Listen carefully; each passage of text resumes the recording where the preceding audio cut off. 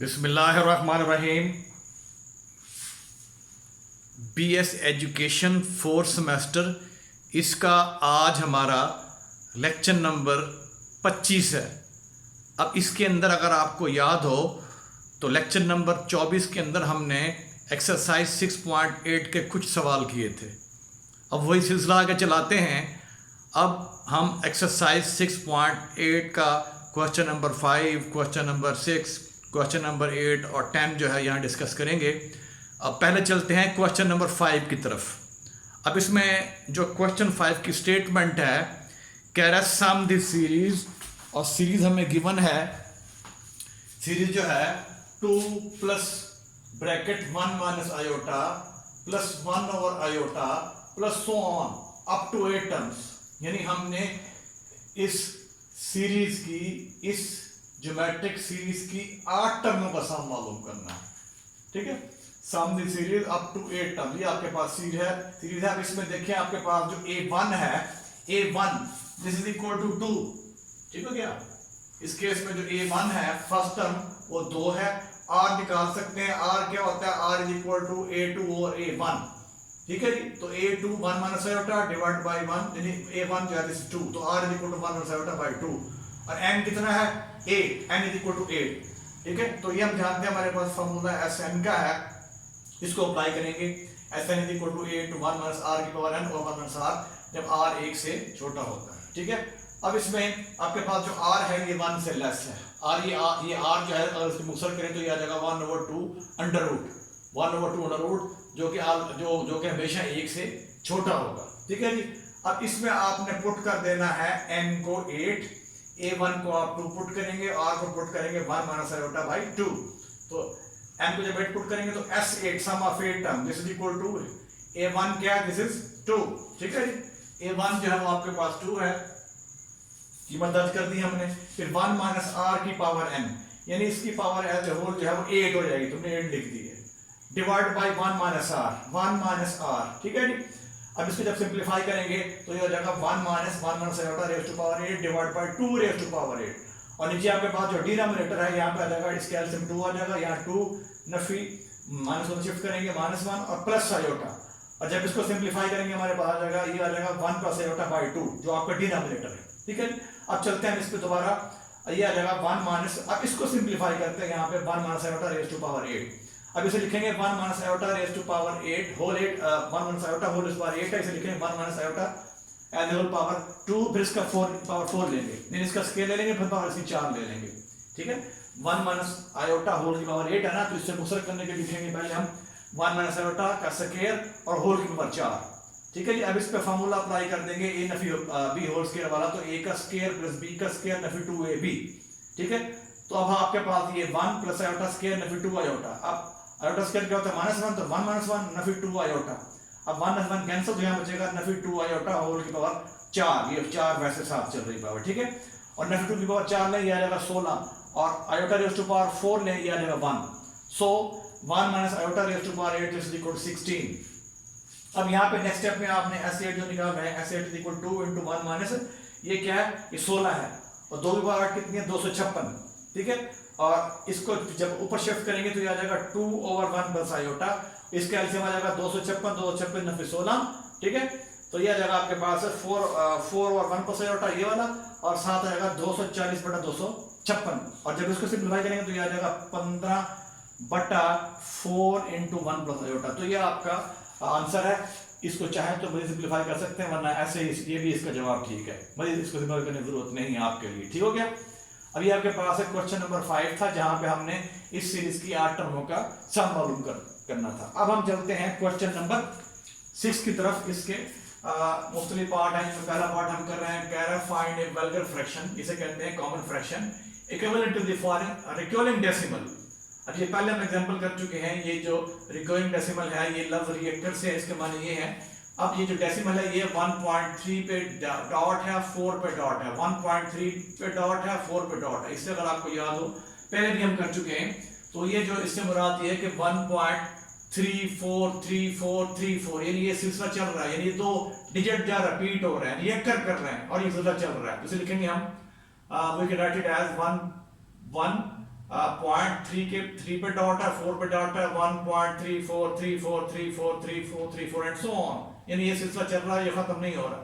अब इसको लिखेंगे 1 प्लस 0 प्लस 1 प्लस 0 1 प्लस 0 इशारिया 3434343434, ठीक है जी।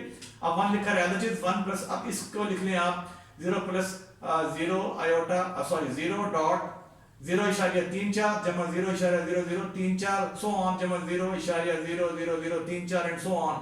अब ये बन जाएगी आपके पास, ये इसको 1 को छोड़ के ये बनेगी आपके पास इनफाइनाइट ज्योमेट्रिक सीरीज। अब इसका सम निकाल लेंगे, इसके सम निकालने के बाद आप इसमें 1 ऐड कर देंगे, ठीक है।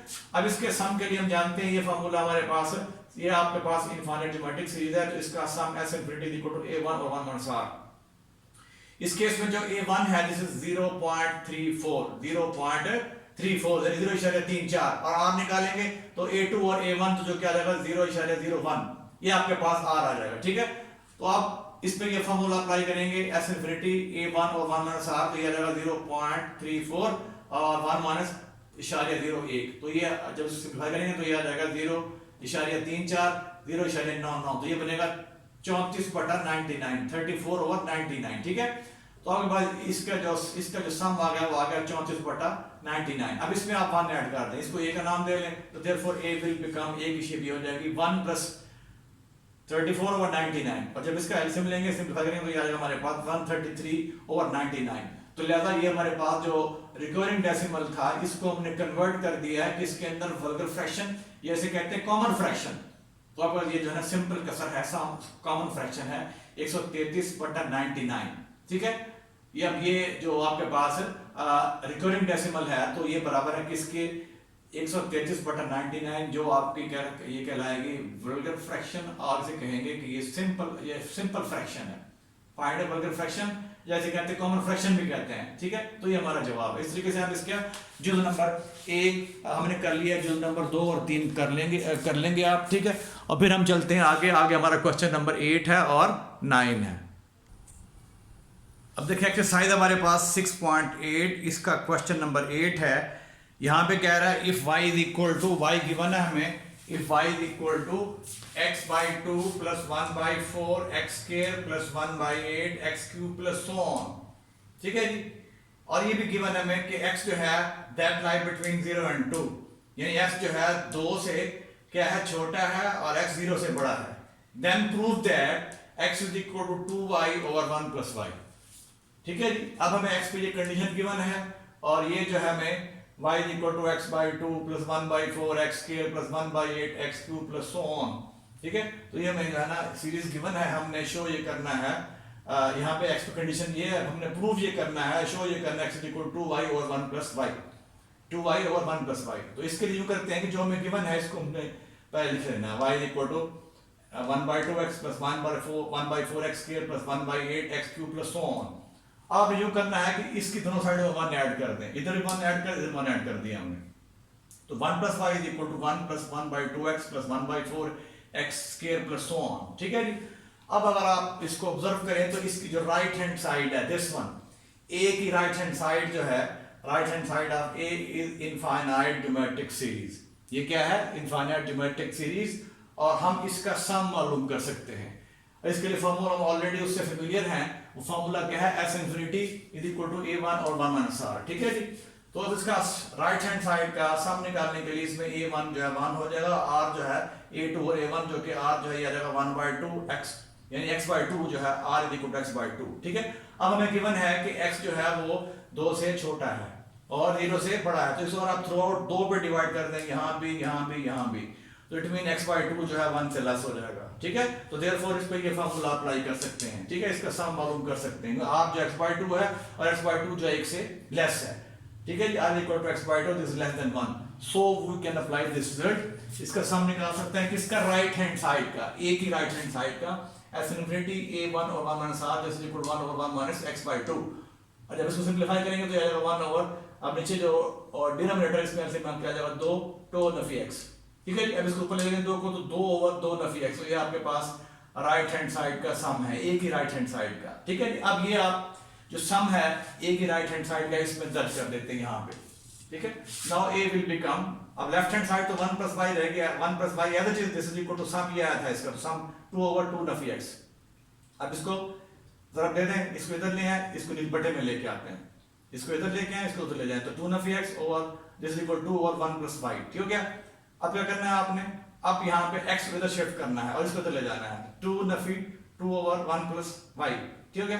और इसको लिख सकते हैं, इसका एलसीएम ले लें, तो 1 plus Y 2 plus 2y minus 2, और 2 नफी 2 कैंसिल, तो 2y इज इक्वल टू 1 और 2y ओवर 1 प्लस वाई, तो x is equal to 2y divide by 1 plus y. तो ये हमने शो करना था कि देन x जो है इसके बराबर है किसके, 2y ओवर 1 प्लस वाई के। ठीक है जी। अब इसी तरह इसका क्वेश्चन नंबर 9 भी आपने करना है, क्वेश्चन नंबर 12 और 13 सेम स्टेप है, यही क्वेश्चन दोबारा आपने इसका प्रोसीजर दोबारा रिपीट करना है। तो question number 9, question number 12, question 13, ये जो मैं सवाल कर रहा हूँ यही वाले सवाल आप करेंगे, बाकी करने की जरूरत नहीं है। ठीक हो गया। तो इसमें x आपका ये आ गया। अब इस तरीके से क्वेश्चन नंबर 9, 12 और 13 बिल्कुल सेम इसी पैटर्न पे हल होगा। अब हम इसका नेक्स्ट टॉपिक स्टार्ट करते हैं, और इस चैप्टर का वो आखिरी टॉपिक है, उसे कहते हैं हार्मोनिक सीक्वेंस और हार्मोनिक प्रोग्रेशन। हार्मोनिक सीक्वेंस और हार्मोनिक प्रोग्रेशन पहले हम वो डिफाइन करेंगे, फिर हम उसकी एग्जांपल करेंगे, और फिर उसके लिए जो है वो फॉर्मूला। देखिए नेक्स्ट हमारे पास आता है हार्मोनिक सीक्वेंस और हार्मोनिक प्रोग्रेशन। ये हमारा इस चैप्टर का आखिरी टॉपिक है। तो पहले अब इसको डिफाइन करते हैं, हार्मोनिक सीक्वेंस और हार्मोनिक प्रोग्रेशन को, और इसको एब्रीवेट करते हैं H.P के साथ। कैसे डिफाइन करते हैं, a sequence of number is called a harmonic progression if the reciprocals of its term are in arithmetic progression। Number की सीक्वेंस को हम कहेंगे कि वो हार्मोनिक प्रोग्रेशन है अगर उसकी टर्मों का रेसिप्रोकल लें, और वो रेसिप्रोकल जो है वो किस में हो, वो अरिथमेटिक प्रोग्रेशन में हो। मिसाल आपके सामने है। अब यहाँ पे देखें, पहले एग्जांपल है 1, 1/3, 1/7, 1/9 एंड सो ऑन। ये HP है। क्यों HP है? जब हम इसकी टर्मों का रेसिप्रोकल ले रहे हैं, बिकॉज 1 का रेसिप्रोकल 1 आ गया, 1/3 का 3, 1/7 का 7, 1/9 का 9। तो जब आपने इसकी टर्मों का रेसिप्रोकल लिया, तो अगर आप इसको ऑब्जर्व करें तो ये आ गया 1, 3, 7, 9। ठीक है। तो ये बन गई आपकी अरिथमेटिक प्रोग्रेशन। यानी इसमें आपने 1 में 2 ऐड किया है, 3 में जो है फिर आपने कितना ऐड किया है, 3 में जो है वो आपने ऐड किया है, रादर यहाँ पे आप लिखेंगे ये जो है 3 है, यहाँ 5। ठीक हो गया। तो यहाँ आपका यहाँ 5 आ जाएगा, और यहाँ पे ये आपका 7 है। ठीक हो गया। और यहाँ पे आपका फिर 7। ठीक हो गया। तो ये हमें इसकी एग्जांपल है 1, 1/3, 1/5, 1/7। जैसे ये क्या आपकी HP है, क्योंकि जब हम इसकी टर्मों का रेसिप्रोकल ले रहे हैं, तो यहाँ पे आ जाएगा 1, 3, 5, 7। ठीक है। तो अब इसमें देखें एंड सो ऑन। तो इसमें 2 ऐड किया, 3 में 2 ऐड किया, 5 में 2 ऐड किया, 7। तो ये आपकी बन गई है अरिथमेटिक प्रोग्रेशन। ठीक है। तो इट मीन हार्मोनिक सीक्वेंस के अंदर और अरिथमेटिक सीक्वेंस के अंदर फर्क क्या होगा कि जब आप हार्मोनिक सीक्वेंस की टर्मों का रेसिप्रोकल लेंगे, जब आप हार्मोनिक सीक्वेंस की टर्मों का रेसिप्रोकल लेंगे, तो आपके पास अरिथमेटिक प्रोग्रेशन बनेगी। ठीक है जी।